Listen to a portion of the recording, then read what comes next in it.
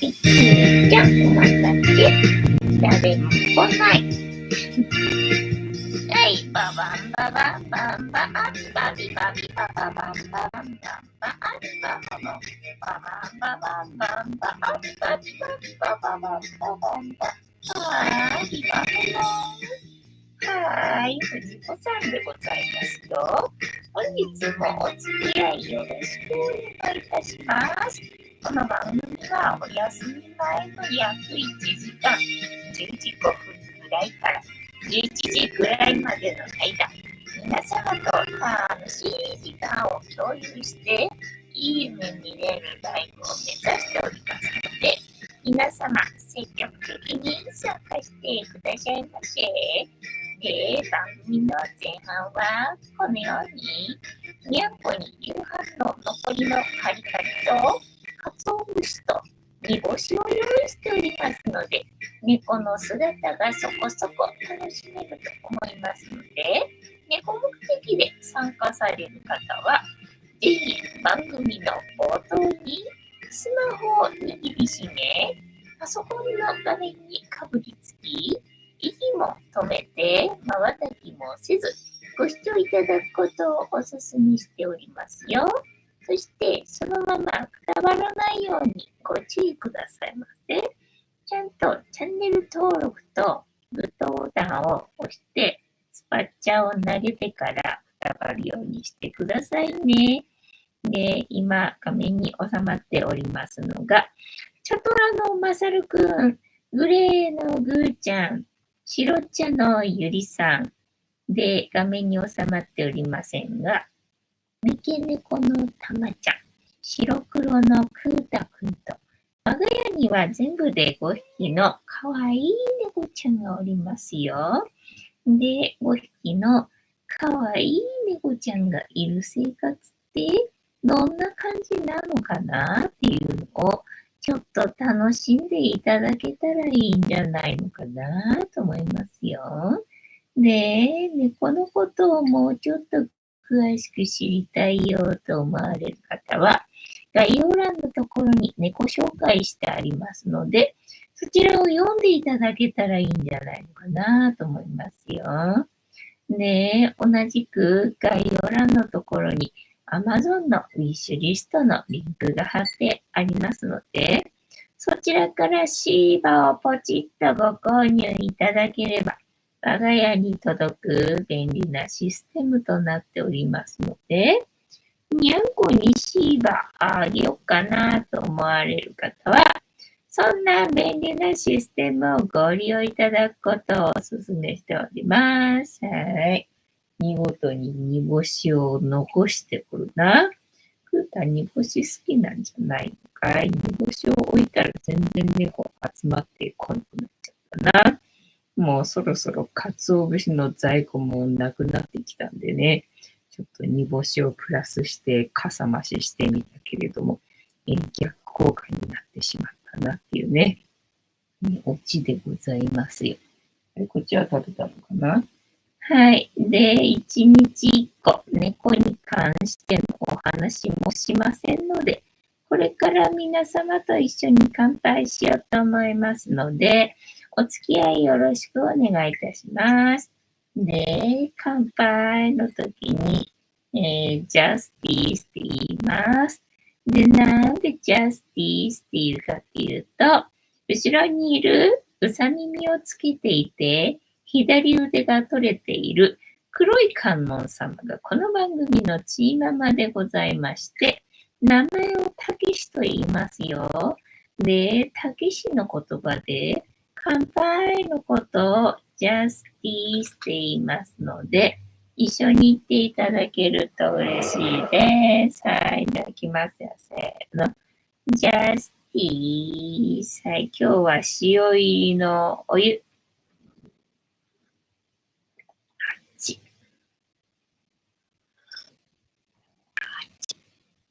今日はポットに入っているお湯を飲み尽くしてしまったのでね、ジャスティス用に沸かしたので、熱々の塩入りのお湯でございますよ。熱いな。ね、朝のマグカップでかいやつになっただけで、こんなにね、飲む速度が速いというか増えるというかさ、なんかすぐなくなっちゃうんだよね。って感じ。一日何リットル飲むんだよ、私は、みたいなね。そんな感じよ。今日はコメント欄が機能しててよかったよ。今日はコメント欄が見える。コメント欄が今日は読めるぞ。はい。ピヨンさん、プラチナチャレンジってなんやねん知らない。調べて私に教えてください。ピョンさん、ゆりちゃん、かわいいな。ね、ゆりちゃんがなんかね、うろうろしてね。で、さっきうんち出たからね、収まるかと思う気が。まだ収まらない。そこじゃないよ。もうゆりた今、おねしょじゃない、おしっこシーツの上に乗っかってさ、お尻はシーツのね、外にただ、まあ、かろうじてプラスチックの板の上だったんでね、まあ、後でやりますよって感じだけどさ、シーツの上に乗っかって、お尻はシーツじゃないところでね、こうね、見事にしてくれました。おプータが頑張って煮干しを食べておりますね。ピョンさん、ジャスティス、ありがとうございます。カニタンさん、ジャスティス、こんばんは、ボスは本日もお付き合いよろしくお願いいたします。エンタマさん、藤子さん、皆様、こんばんは、ボスは本日もしぶとくやっておりますよ。ヨッシーさん、ジャスティス、プラチナチャレンジって何ですかね。詳しくは知らないんで、昨日ライブ前にちょっと調べただけなんでね。まだあんまり詳しくよくわかってない状態だけど、まあ、クレジットカードがないとダメなんだと思ってたんで、それかまあ富裕層じゃないとダメなんじゃないかなと思ってたんだけど、なんかどうやらそういうものではないらしいってことだけは昨日分かったんだけどね。まあ詳しい条件まではちょっとまだ分かんないんでね。前から私はプラチナチャレンジっていうのがあるのは知ってて、で、YouTube 調べると結構みんなね、修行とか言ってやってるみたいなんでさ、やってるなと思ってな。じゃあ結構みんな知ってんだと思ってさ、あんまり変わったことじゃないんだと思ってさ。でね、知ってんのかなと思ったら、みんな知らなかった。みんな知らなかったな。なんか知ってたとか思ってたけど、みんな知ってるもんなのかと思ったら、そうでもなかったな。てんたまさん、アンケート雑。アンケート雑。はい。雑さが売りですから。ねえ、毎度藤子さんでございますよ。チャムリーさん、子供チャレンジの、大人版。あ、そうなの。子供チャレンジって、なんかそういう感じなの。子供チャレンジが大体よくわかってないよ。ね、ピョンさん、島次郎ね。まあ、そうかもしれないな。修行つってっから。修行つってたからね。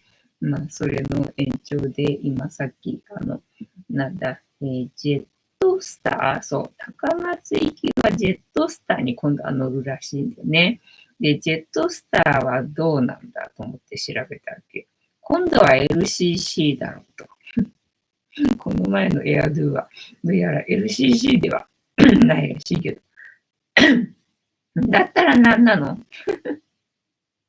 だったら何なのっていうふうに思ったんだけどさ。ね、LCC、今度のジェットスターは LCC だろう。だって成田から出るんだもんと思ってさ。なんでね、ちょっと、調べてみたいな感じ。あんまりよくわかんなかった。あんまりよくわかんなくて。で、じゃあピーチね。LCC といえば、ピーチかジェットスターのことっぽいな。さっき調べた限りだとな。で、どっちかっていうことかと思ってさ。じゃあ、ピーチはまだ利用したことがないからね。まあ、次利用するとしたらピーチかと思ってさ。で、ピーチも成田発なんだよね。ところが、海外に行くのがなんか復活した、なんかコロナ明けて復活したみたいなことになってるらしくって、なんかピーチで海外行けるらしいんだよ。まあ、海外といっても、中国系のところだけなんだけどさ、まあ、それにしても行ったことがないからね。まあ、経験としてはね、いいかもしれないよとは思ったんだけどさ。で、海外の場合だとピーチも、羽田から出てるんだよね。あ、羽田から出てるならいいわと思ってさ、最近ちょっと調べてみたんだけど、まあやっぱり海外になると途端に5万ぐらいかかるな。途端に5万ぐらいかかるな。なんかあんまり LCC だから安いんだからどうなんだかよくわかんねえなみたいな金額でさ。で、しかもさ、時間帯がなんか夜中の2時とかにさ、出るんだよね。で、4時とかに着くんだよね。え海外に朝の4時にポツンとね、置いてかれてもどうしたらいいの？これちょっと難易度高すぎだなと思ってね、とりあえず保留っていう感じで、ちょっとライブを遅刻して、やってまいりました。書いてまいりましたって感じ。ヨッシーさん、クレジットカードランクのことですか？あ、そうなのかね。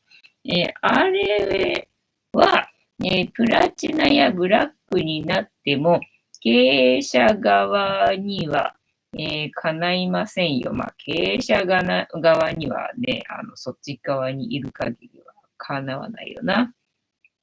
カニタンさん。ということは、みな、いいえの方です。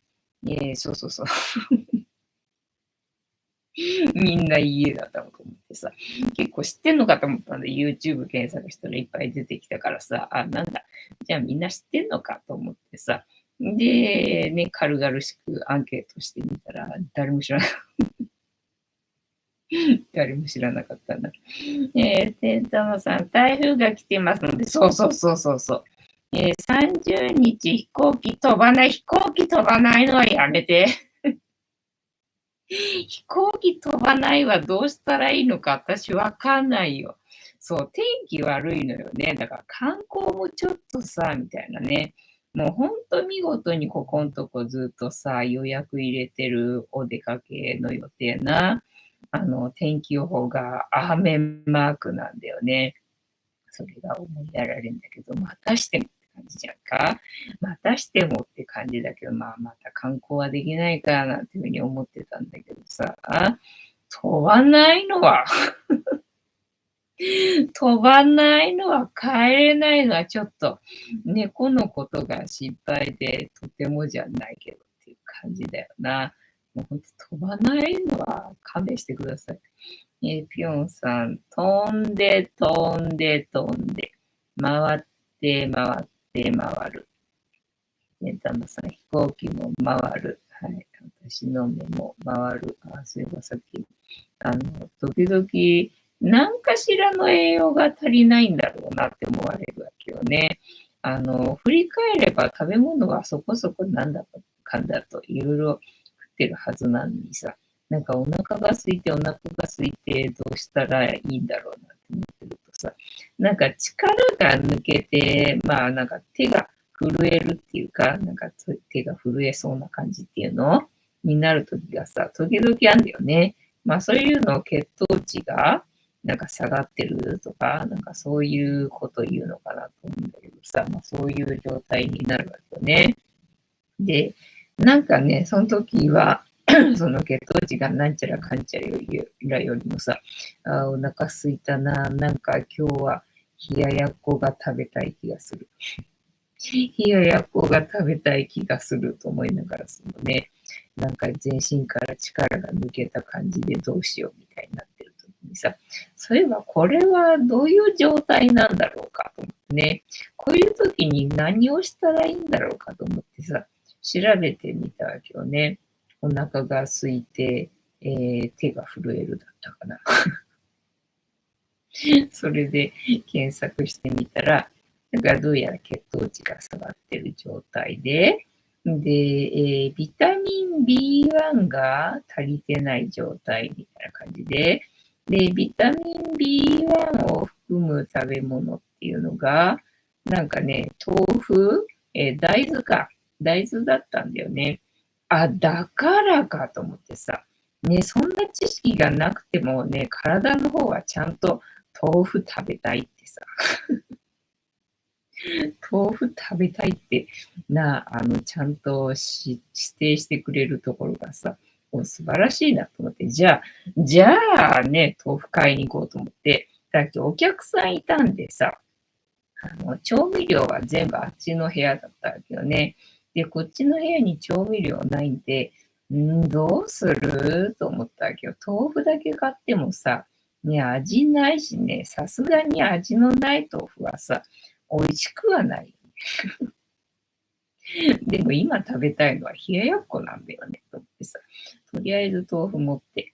で、まあ、お腹が空いた時用にさ、野菜ブイヨンだけはさ、あって、で、それで、スープ飲んだんだけど、お湯がなくなっちゃったわけよね。お湯が先に今日はなくなっちゃったんで、野菜ブイヨンは残ってたわけよね、まだね。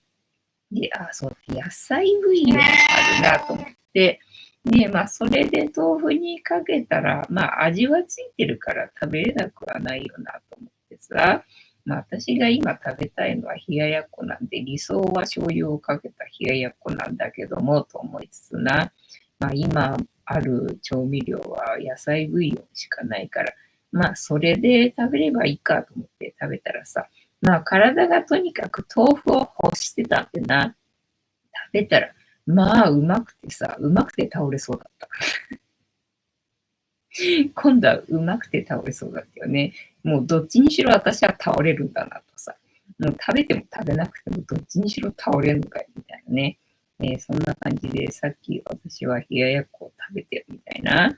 で、ずっとさ、3個セットのさ、1パックになってるやつっていうのそれで、オーガニックの豆腐のがあったから、今までずっとそれを買ってたわけよね。それって木綿がないわけよ。絹ばっかりなんだよね。絹ばっかりなんでさ。で、今日はね、器がないんで、その3個セットのやつだとさ、器に開けないとさ、びっちゃびちゃになっちゃってさ、食べれないじゃん。で、器がないんで、で、1パックのやつ、あれだったら水切ればさ、器になるんで、それで食べれるからと思って、それ1パックのやつをね、買うことにしたんだよね。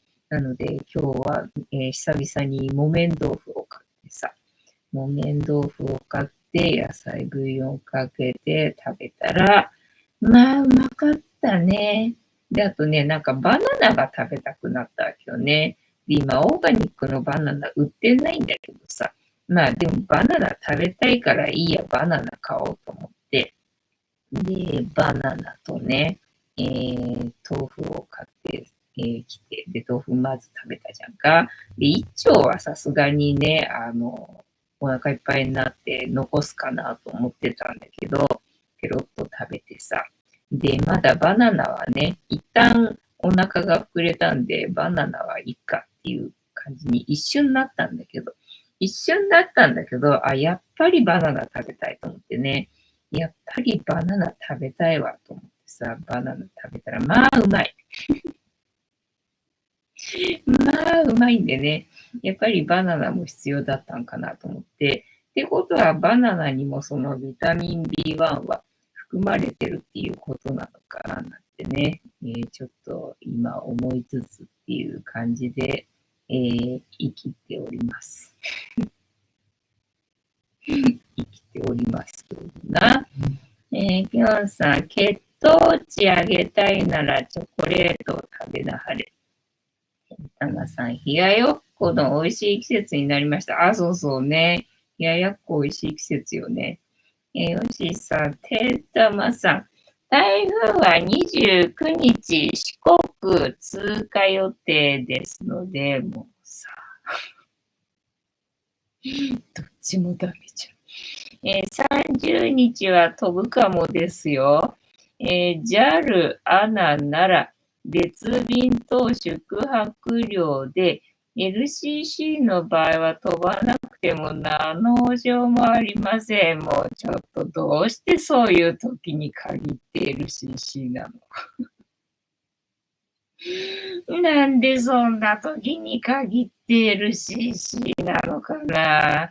ヨッシーさん、ブチブチ音がしていますが、はい、すいません。聞き取りに支障なしです。申し訳ございません。私の声がブチブチしているかもしれません。てんたまさん、よしさん、そうなんですね。藤子さんが予定通り無事帰宅できればいいのですが、本当だよ。どっちもダメじゃん。しかも LCC っていうな。初の LCC で痛い目に遭うっていうな。もう二度と使うもんかっていう動画が出来上がりそうだな。そういえばあれだね、琵琶湖くんもさ、この前私がバスツアーで行ってさ、千客万来なんか言ってたみたいだね。他の人の動画私見てないんだけどさ、なんかいろんな YouTuber が千客万来行って、なんか1万8000円の丼がなんか食べてるらしいんだよね。なんか YouTuber がこぞって食べてるやつな、つって。なんかよく合うわ、みたいな感じで文句言っててさ。で、ありとあらゆるものが高いから、いや、高ってさ。そういう動画ね。で、最初ね、卵焼き一切れ300円って、どういうことだって言ってね、よくわんわっつって文句言って素通りしてたのに、結局それしか食べられるものがなくて、食べてるってやつな。そうそうそうそうそうそうってね、なんかもう自分が体験したからもう分かりみが深すぎて。お気の毒様っていうね、感じの動画を先に見たいって感じだったね。カニタンさん、セブンの豆腐が絶品でさ、そうなんだね。セブンなくなっちゃったかな。あ、でもあるか。実家の方、実家って母親の住んでる方ね。母親の方に行く途中にあるから、まあ、セブン行くんであればそこだな。覚えてればちょっと豆腐チェックしてから今度帰るとするかね。ぴょんさん、豆腐は一丁食べちゃうよ。そう。ただほら、水分が多いんでさ、ね、途中で飽きるっていうのだから、あ、もういいかなって思うんだけどね。ただまあ、味が淡白なんでね、食べちゃうといえば食べちゃうんだよね。そんな感じ。だからどうしようかな、食べちゃうか、残すかっていつも思うんだけど。いつも思うんだけど、結局私は途中で止めるっていうことができないんだよね、食べるのをね。全部食べきるまで止まらないんだよね。だから結局食べちゃうんだけどさ。ペンタマさん、カニタンさんが絶品とおっしゃるなら間違いなしそうだろうな。カニタンさん、遺伝子組み換えなしの大豆とにがりでできています。お、それはうまそうだな。国産の大豆がいいよな。そうで、最近オーガニックではないんだけど、その国産大豆でできてるね、豆腐。で、オーガニックのやつは中国産の大豆なわけよ。だから微妙だなと思いながら、まあ、オーガニックだし、で、他のもの入ってないしっていうのでさ、それを買ってたわけよね。他のに比べたら安心だからと思ってさ、値段も安いしと思って。ただ最近値段安くないんだけど、やっぱり国産だからね。まあこっちの方が中国産と比べたらね、オーガニックとは書かれてないけど、まあ安心だろうと思ってさ、この前ね、そっちにしてみたんだよね。そっちにしてみたんだけどさ、まあ、値段はね、倍まではいかないけどさ、まあ、倍近く違うんだなと思うとさ。ね、だからオーガニックの豆腐の方はさ、まあ、豆腐は嗜好品だから、あんまり食べない方がいいんだけどと思いつつさ、まあね、まあそこそこ食べてはいいだけどって感じなんだけどさ、まあここまで値段が違うと、ちょっとそんなにしょっちゅうは食べれないかなみたいな、感じでした。最近ちょっとそんな変わったっていうかね、オーガニックじゃないけど、国産の大豆の方の豆腐を、食べてみたよって感じ。で、まあ今日の木綿豆腐の方もね、まあ1丁だけだからさ、その3丁セットになったやつよりは、ちょっと値段、安くなるけどね。安いやつはほんと安いじゃん。まあ最近値段ちょっと上がったからあれかもしんないけどさ、でもまあ50いくらとかで売ってんじゃんか。前38円とかで豆腐1丁売ってたじゃんか。ね、それはね、やっぱりね、原材料を見ると案の定って感じだから。ちょっとそれはね、怖くて食べれないよっていう感じなんだけど、ね、それよりも値段はまあ倍ぐらいはするけど、まあでも100円で買えるならいいじゃんねっていう感じでね、さっきは国産大豆の木綿豆腐を、買ってまいりました。天玉さん、藤子さんと琵琶湖くんは忖度なし。ね、そうそうそう。で、その琵琶湖くんのその動画のね、最後がね、最後に評価が出るんだよね。0点。0点だったもんね。まあ、何にも楽しくなかったんだろうねって感じ。でね、コメントを聞いてるとさ、まあ、ゴールデンウィークだからね、とかって言ってたからさ、同じ時に行ってたんか琵琶湖くんと同じ時に行ってたんかと思ってさ。ね。で、まあ、私は、マグロのあら汁が食べれてよかったよと思ってさ。マグロのあら汁は、まあまあね、コスパ良かったかなと思うけどさ。ね、さすがに映像を見る限りさ、卵焼きほんと一切れな。卵焼きほんと一切れだなと思ってさ、それ300円かと思ったら、そりゃ確かに高いわと思ってさ、それに比べたらマグロのあら汁300円の方のが、コスパ良かったんだと思ってね、買ったと思ったけど、ただまあ、卵焼きは、まあね、ネタ的にはそっちの方のがね、メジャーな食べ物だから、まあ良かったのかもしれないけどね、っていう感じね。個人的な満足度で言ったら、勝ったと思ったよ。ひなさん、カニタンさん。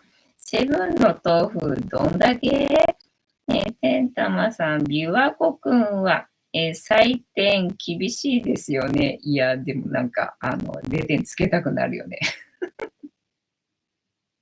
0点つけたくなるよねって感じだったね。そう。300円の食べ物がね、安く感じるんだよ。他のものがあまりにも高いんでさ。だから300円だったらいいか買っちまうかみたいな感じになって、ただいざ食べてみるとさ、これで300円か。まあ、その卵焼きは食べてないからあれだけどさ、想像だけどさ。ね、いざ買って、あれで300円かと思ってさ、いや、そりゃ確かに高いよなと思って、で、そうそう、で、足湯探してたじゃんか。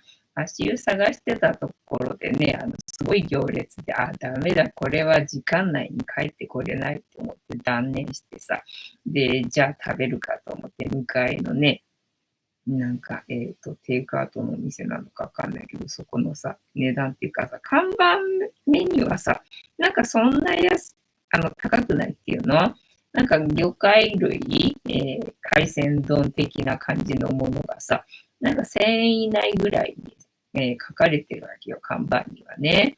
で、それならまあいいかと思うんだけどさ。で、実際見たらこんなちっちゃいカクテルな。ちっちゃいカクテルにちょこんと乗った、なんか海鮮のカクテルみたいのがさ、1500円だったから、これが1500円ってことは、丼は何だどんくらいの大きさなんだと思ってさ、いやーっていう感じだったよね。てんたまさん、採点に怒りがこもってますね。わかるよね。わかるよね。もうね、お気の毒様みたいなね、お互いにっていうね、感じだったよな。てんたまさん、大阪の、黒門、国門、あとなんか門って読み方だっけ。黒門市場みたいな外国人観光客向けの価格になっていましたね。そうそうそう。ね、だから外国人観光客向けなんだろうなって思ってたらさ、まだ外国人にはそんなっていうか知らせてないらしいんだよね。なんかもう外国人が勝手にもう自分で調べてね、来てる人で結構な外国人の数だったけど、その外国の旅行のパンフレットに載せるのはこれからなんだって。だからもうそうなってくると外国人だらけになってくるから、まあ来るなら今のうちだよみたいな話だったけど、いや、今のうちも何も日本人のね、価格設定ではないわっていうのでさ、食べられるものないわっていう感じでさ。で、まあ、動画にはね、ほぼ、人がいっぱいでさ、使えなかったんだよね。で、撮影できなかったんで、登場してなかったけどさ、その3階かなんかがね、その寿司のバイキングなのかな、なんか、そんな感じらしくって。で、値段はね、ガイドさんの話だと高いっていう話だったから、そんな高いっていうところに、だからあれかな、その琵琶湖くんが言ったその1万8000円の丼かなんかが売ってるところなのかもしれないけどな。高いって言ってたから。なんかそのビュッフェのところにさ、人がさ、すごいいっぱいいて、いやーね、こんなに利用できる人がいるって、なんか私どんだけ私どんだけなのよと思ってね、ちょっと惨めになるよなっていうね、場所だよ。惨めになりたい人はね、ぜひ体験してみてくださいっていう感じ。大樹さん、藤子さん、皆様、こんばんは。暴走は本日も仕事多くやっておりますよ。てんたまさん、大樹さん、こんばんは。じゃあ、タロットカードタイムに行こうか。てんたまさん、高松も外国人観光客多くなってきましたが、まだそんな価格設定のお店はないですね。まあ確かに東京だからな。まあ日本の中ではね、まあトップレベルぐらいに高い場所なんじゃないでしょうかね、あそこはね。いや、1万8000円の丼、さすがに、どうしたらそんな値段になるんですかっていう感じだよな。で、タロットカードタイムでございますので、78枚の中から1枚引きまして、今の私たちに必要なメッセージいただこうと思います。で、このシャッフルは皆様のストップの掛け声で止まりますので、ご協力よろしくお願いいたします。あとは何の話だ、また農協か。農協そう。だから今日お客さんが来てて、で、予約は入ってなかったんだけどさ、こっちの部屋、そっちの空いてる部屋がもう一個あってさ、まあそこもレンタルしてんだけど、ただほとんど予約入ることがなくてね。で、まあ予約入った時は、そこの部屋の荷物どけて用意するみたいな感じなんだけどさ、予約入ってなかったのにさ、なんか予約してたんですけどとか言われて、とか思って。ただもうほら、カレー入ってたの気づかなかったぐらいだからさ、マジかと思って、すいませんと思って。なんだっけ、用意してないから、無理ですっていうふうに言ったら、予約してたんですけどって言われたから、と思ってさ、すいません。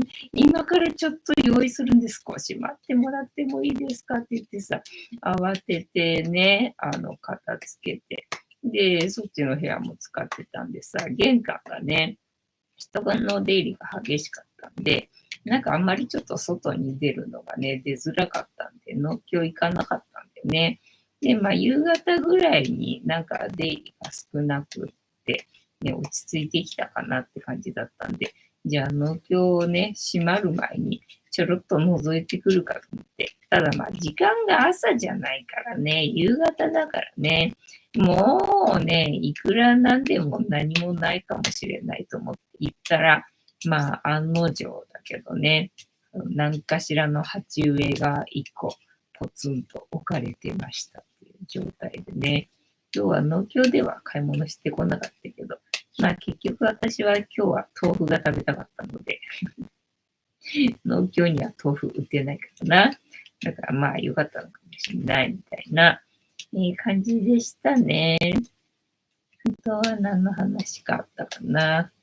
今日はだからカレー作ったじゃん、朝から。で、掃除したじゃん。で、いざお客さんもさ、すげえ早く来たんで、15分前ちょっと早すぎんじゃん。さすがに準備終わってないよ、みたいな感じだったんだけど。もうしょうがないよな、来ちゃったもんがな。もうあた知らんと思ってさ、野となり、山となり状態でさ。はいはい、みたいな感じでね。で、結局来たはいいけど、隣の部屋予約してたんですけど、とかさ、あと LED もさ、2台あるんだけど、1台だけ予約入ってたんで、それだけはさ、用意しちゃったんだけど、なんかもう1台予約してたはずなんですけどって言われて、と思って。カレーをね、見落としてたのがあったからさ、じゃあ、あれ、LED も見落としてたんかと思ってさ、で、慌ててそれも用意してさ、で、今度は隣の部屋でしょって、そっちは用意してないからと思ったらね、予約してたんですけど、とか言われて。で、そうそう、ドタバタだったんだよ、今日。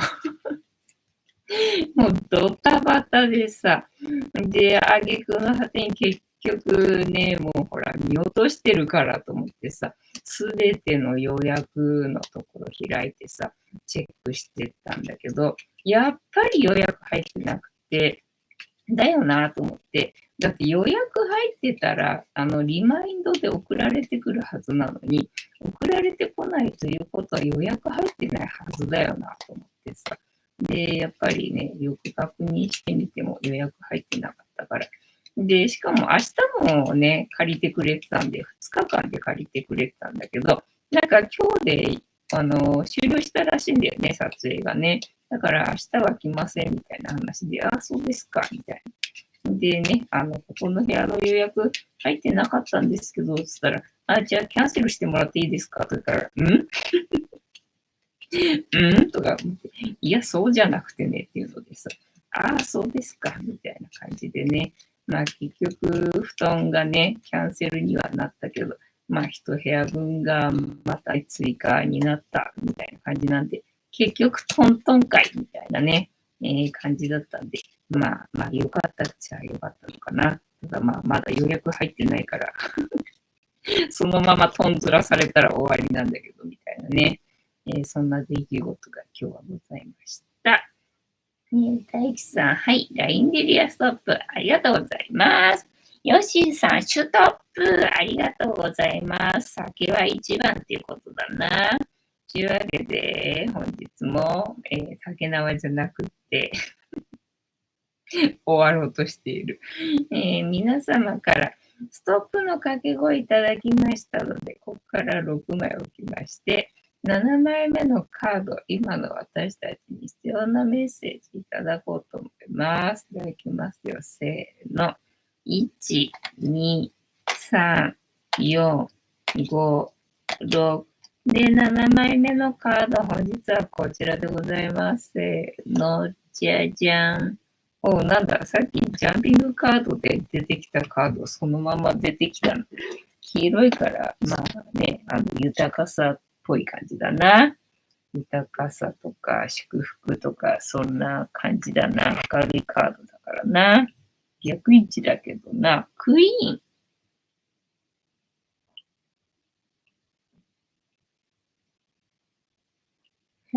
ワンドのクイーンですね。てんたまさん、安心してください。飲んでませんよ。すごいな。まあ、禁酒してるわけではないんだろうけどな。今日は飲んでないって感じかな。休館日かな。カニタンさん、受ける。爆笑。で、なんだったっけ。ワンドのクイーンだな。ワンドか。コインじゃないんだな。黄色いけどな。ワンドの、クイーン。どういうことだろうな、これな。久々にこれ読んでみるか。絵柄の意味、世界観。ピカッと光り輝く服を着た、女王が、マツケンサンバみたいだね。どっしりと椅子に座ってます。あなたはすでに自分だけのエネルギーを手にしているはず。やったね。エネルギーの本質を理解すれば、あなたの魅力が周囲に広がるでしょう。あなたのエネルギーはどのような輝きを放っていますかね。わかんない。怪しい輝きを放ってるんじゃないでしょうかね。はい、テーマ、内なる強いエネルギー。はい、これはめんどくせえからいいや。ワンドクイーンの物語、ワンドの物語、深い理解を示しています。ワンドは生命力やエネルギー、情熱を表す日の象徴。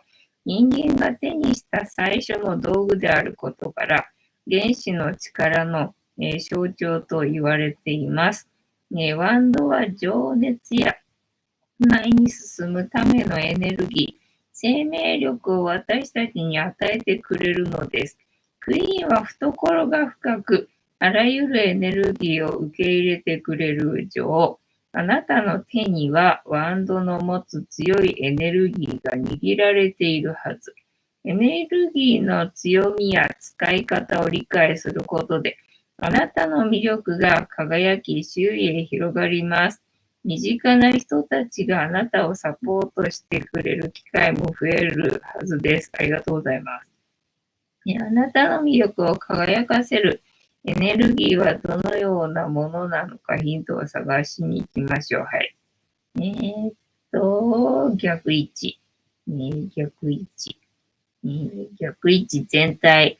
今のあなたは気分の浮き沈みが激しい。ストレスを感じるような出来事が続き、情緒不安定になっている可能性も。最近イライラすることが多いなぁと感じる人は、ここ最近の生活を振り返り、イライラの原因を探してみるといいでしょう。原因がわかれば対策もできます。少しだけ立ち止まる時間を作ることで、気持ちにゆとりが生まれますよ。はい。全部読む。恋愛。あなたは相手に対して衝動的にわがままな行動をとってしまうケースが多い。出会いを探している人は相手に求める条件に対してこだわりを持ちすぎている。年齢や収入などの条件に執着しすぎず、自分との相性を大切にしながらご縁をつなぐよう意識して、パートナーがいる人は相手に依存しがち。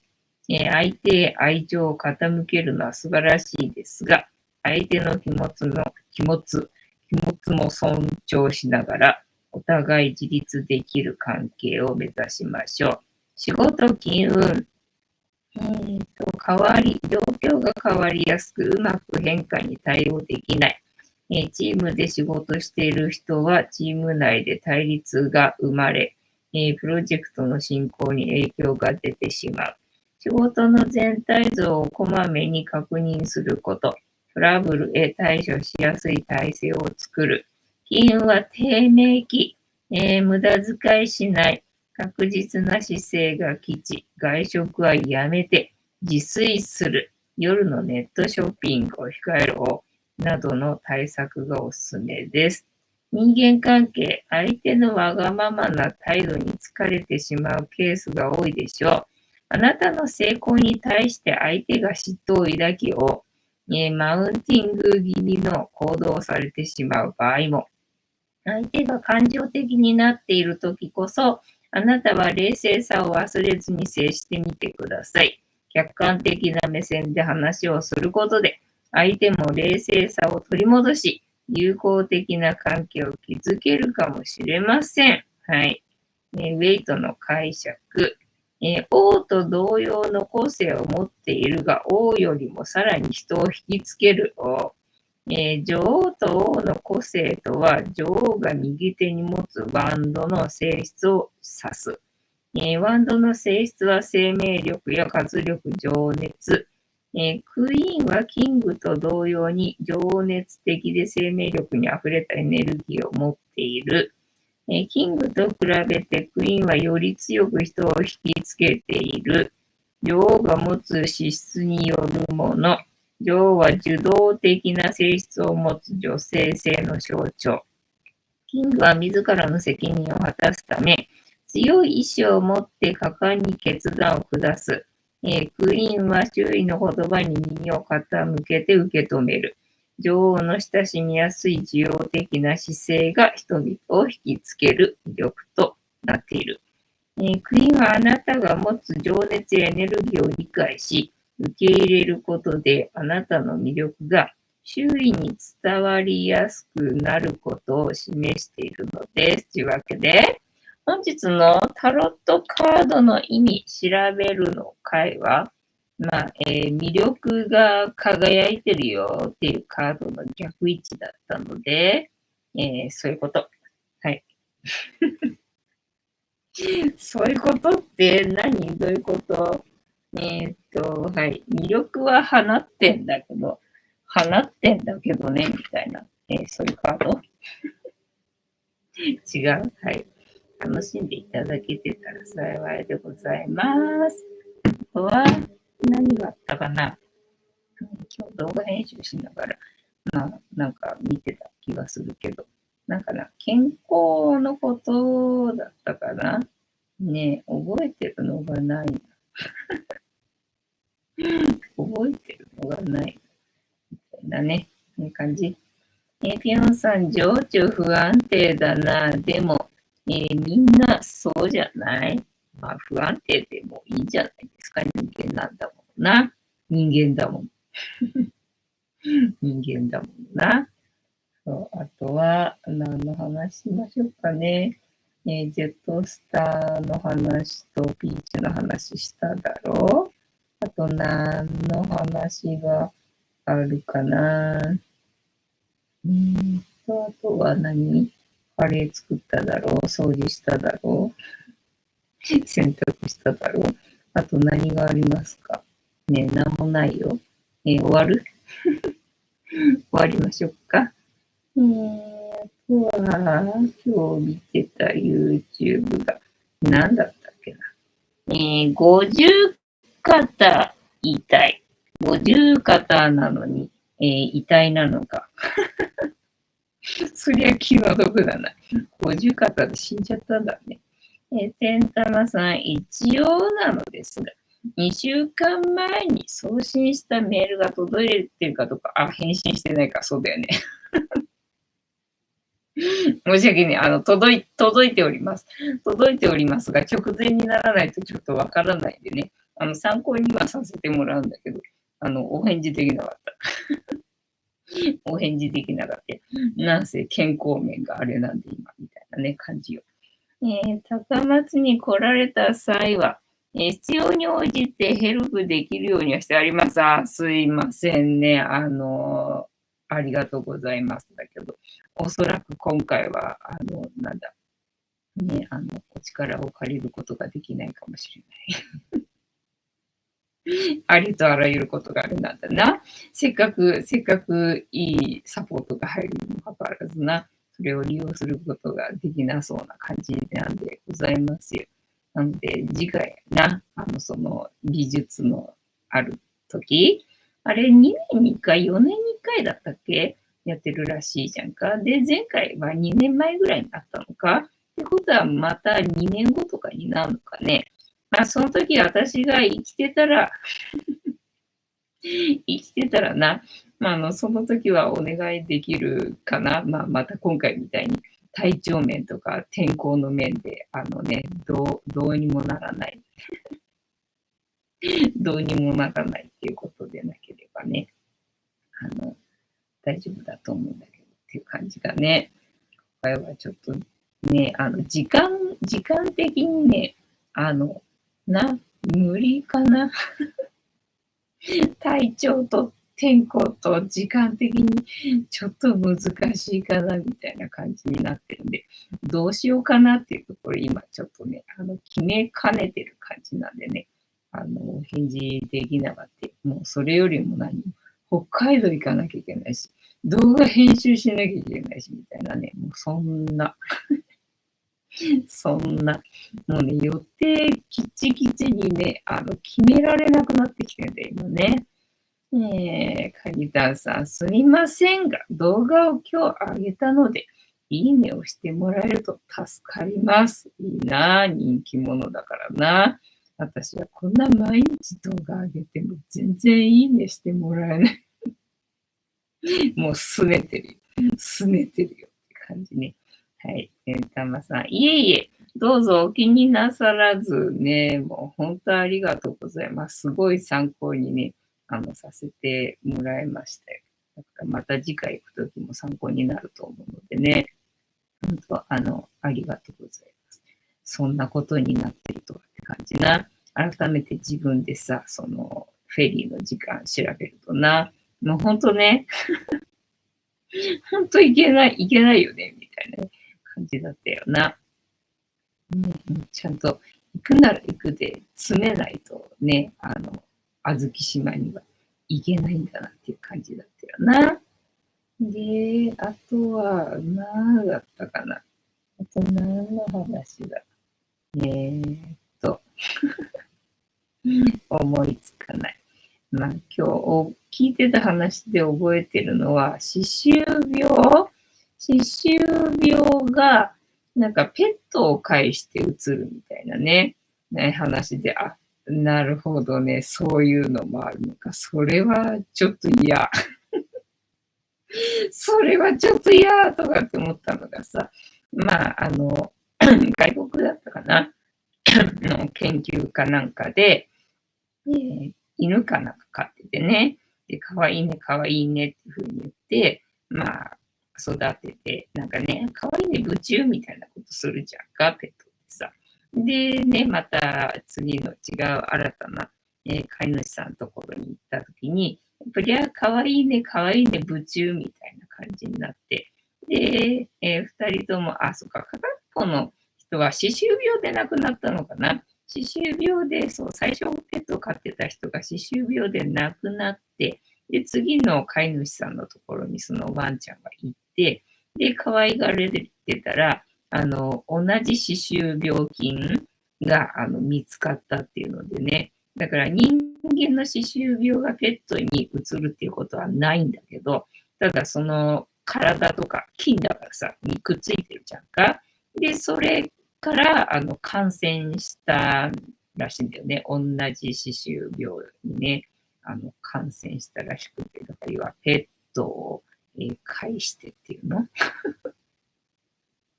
それは嫌とかってね、ちょっと思った話が今日覚えてる話だな。カニタンさん、藤子さんが師匠ですからおかげさまです。ありがとう。ありがとうございます。もう一生の心の支えになりそうな言葉で、嬉しゅうございます。カニタンさん、テンタマさん、ありがとうございますね。もう本当、テンタマさんはね、カニタンさんのサポートもぜひしっかりと務め上げてもらえるとね、ありがたいよ。ね、このライブやってた甲斐があったよっていうね、感じだよ。はい、というわけで、クータがトイレの前で、悩んでおりますが、本日も竹縄ではございますが、いいお時間になってまいりましたので、そろそろお開きにさせていただきまして、調子が良ければ11時ぐらいまで毎日のようになっておりますので、お時間あるときお付き合いいただけると嬉しいです。遺言っぽい、楽しいライブだわ。ありがとうございます。竹縄だわ。そうね、だから今日で、っていうか昨日死んでるの。何言ってんのって感じだろ。昨日死んでるのよ。で、今日の命は、間違って今日も生きちゃったのね。だから今日このもらった、余分にもらった命をどう使うって朝起きた時に問うわけね。だから今日私は、自分のために生きる。今日はとてもいいことが起きると思ってね、生きてるわけよ。だから、今日で、昨日で死んでるんで、遺言で合ってますよというわけで、本日もお付き合いありがとうございました。次回も見てくれるかな？はーい。いいとも。じゃんけんぽい。はい。ではでは、またね。バイなら。